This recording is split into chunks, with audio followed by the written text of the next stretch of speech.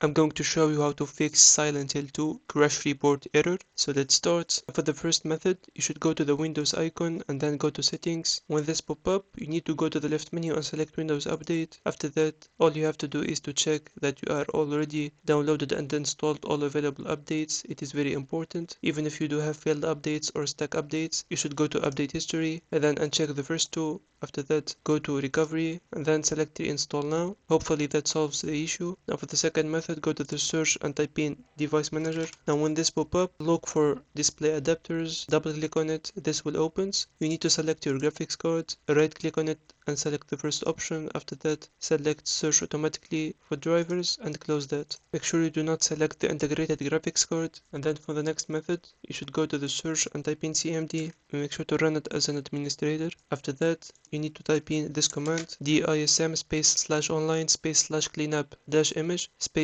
/restore health. After that, hit enter and wait for the process to finish. That way it will fix any current issues in the PC. It will take some time, so make sure to wait for it. For the next method, go to the upside arrow right here in the Windows taskbar. After that, go to your Steam launcher or any launcher that you have Silent Hill 2 on. Right click on it and select exit. You need to wait for a couple of moments. After terminating the process, just go reopen the launcher. Now you'll be redirected exactly to the store, so go to library and select collections. After that, look for Silent Hill 2 Remake. If you do find it installed, of course, select it and then click on this gear icon and click on properties. After that, go to launch options and type in -dx11 and then go to installed files and select verify integrity of game files. Wait for the process to finish. It will take some time by verifying the original files of the game, and the missing files will be automatically recovered without any issue. And that's it. You should be good to go. If you do find it helpful, consider subscribing and see you on the next one.